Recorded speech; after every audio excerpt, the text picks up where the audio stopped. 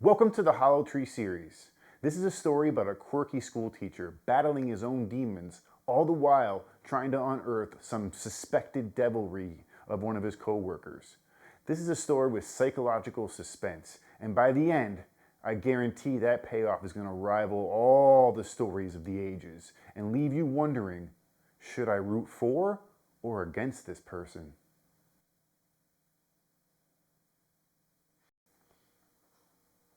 Colton's mother died in the hospital last year. And even for an emotionally complicated man such as Colton, that can be a life changing event.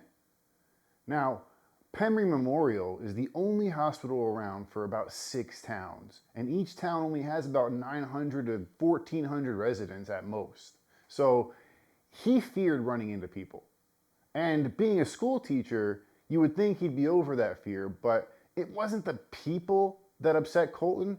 It was the general, like, hi, how you doing? Or the forced emotion that he feels he has to give in a certain situation. You put Colton back in the classroom and he'll teach Shakespeare, he'll teach, literature. He doesn't, he's in his game. But you put him in a situation where his mother died, who he's not particularly close to, and he has to feign emotion. That's what really gets him. The emotional and interpersonal relationship obligations is what Colton absolutely despises. Now, Colton teaches in a K through 12 school. He only teaches high school, but the school has about 500 students K through 12. So you're getting an idea of how small this southern town is. Now, this is pre-internet. Schools were just starting to get computers. Remember those big old Apple computers or those IBM bulky computers? So this is right at the turn of the technological revolution here. And, Colton didn't like it. A man like Colton doesn't like change.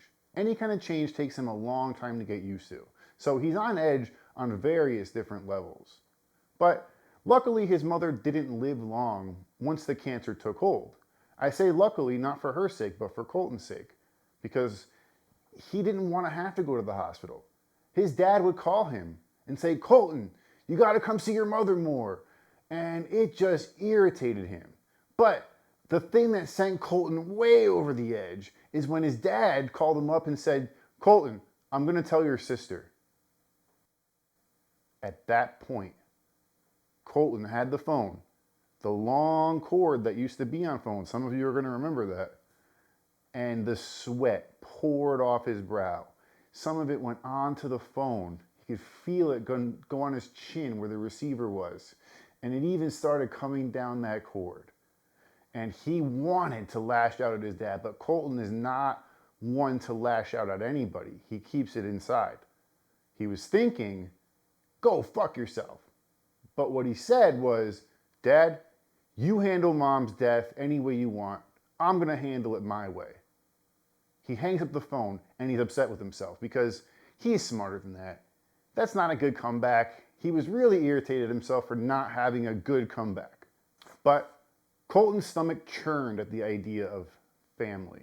And I say that quote unquote family. Because Colton's family was complicated. Hence the complicated man he became. Colton's family was a close-knit family in one way, meaning they always had dinner together. But there was this one thing that divided this family straight down the middle, and that was his sister. After that phone call with his dad, Colton actually didn't see his mom that much. He would go in when he knew his dad was at work or his dad was doing something else, but it really cut back. He didn't see her all that much anyway, to be honest with you. Most people, when someone gets cancer or a disease, they learn everything they can about it. They think they think the more they learn, the more they care. Personally, I disagree with that, but Colton also disagreed with that. Colton thought the more you learn, the more you don't even understand the present. You're living in the past, you're living in some future that you're trying to manifest, but learning about cancer doesn't make you care more. So Colton just said, screw it. Mom's sick, she's barely awake anyway. I'm going to go when I want to go. The last time he saw her, though, she was frail and she smelled. Colton always heard and read about the smell of death, but actually smelling death is a whole other thing. She couldn't pick her arms up. The skin was falling off her arms and her face, and it just looked like she was already dead. And Colten, number one, couldn't stop staring at her. Number two, he did not want to go near her. There was no last hug, no last kiss on the cheek or the forehead. He couldn't bring himself to get past that smell in particular. It was something fierce, and it churned his stomach to even think about going near his mother. So he said, "Goodbye, Mom," and he walked out. However, so mom dying, Colten was already over it. When someone's about to die, you already accept it and you expect them to die. And in Colten's mind, that's it. There's no need to be upset. But he had to call into school. He wanted to get the funeral over real quick, and his dad was on board. So he calls the school. And right away, the office lady, and I say office lady because that's how Colten always said, he didn't say office worker or the this is 1989. There's no politically correct way of saying that. So it was office lady. So he calls in, and he didn't call her that though because he used to call Judy the office lady, but really she got mad at it. So she answers the phone though, and he tells her, "Hey, listen, I gotta miss school. My mom died." And she falls apart. And they are not friends. It's a small town. Colten actually went to school in this town when he was a kid. But it doesn't mean that she should fall apart. In his mind, what are you doing? And it really set him off, again, in his head. He wanted to say, "Man, I want to like you, but you're an idiot." That's what he wanted to say. But he just said, yeah, I'm going to have to take the day off. And she's like, "Oh, you can have more than one day. We have policies." And he's like, "One day is fine." So he hangs with the phone. He says thank you, hangs with the phone. Now, the funeral of his mother is relatively unimportant. We don't even want to get into that because it was him, his dad, a few of their friends, and that was it. The next day at school is where the trouble started for Colten. So Colten gets to school, always one of the first ones there. He gets there just before 7 o'clock, sometimes earlier than that. And he gets there for one reason. He needs to see Miss Klindly walk into the school. He has known Miss Klindly since kindergarten. They are the only two teachers there that have been there. Well, that's not true. I'm sorry. They are the only two teachers their age that have been there since they were little kids, grew up, went to college, and came back to teach. And ever since they've been in that school, he has to watch her walk into the school. Doesn't always happen, but it ruins his entire day if he doesn't get to see her. So he gets there early.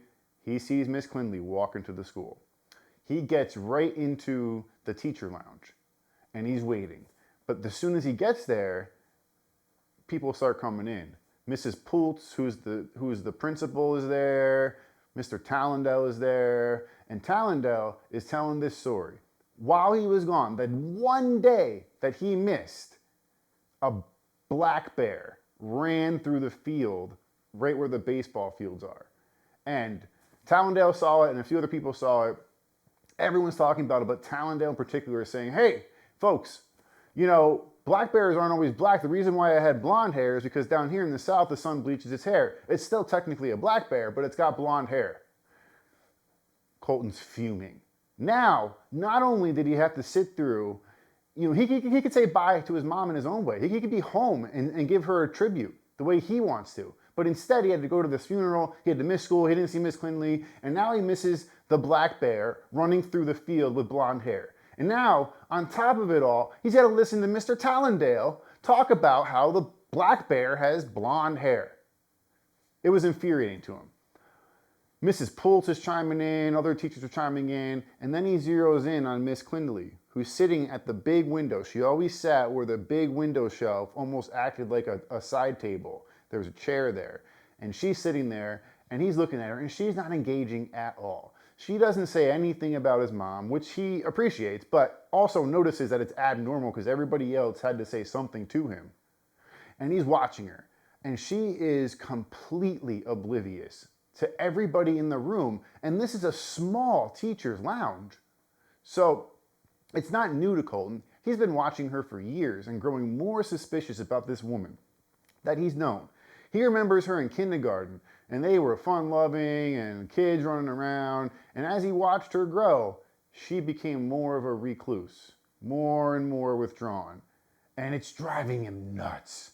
He is absolutely obsessed with Miss Klindly, and he's watching her.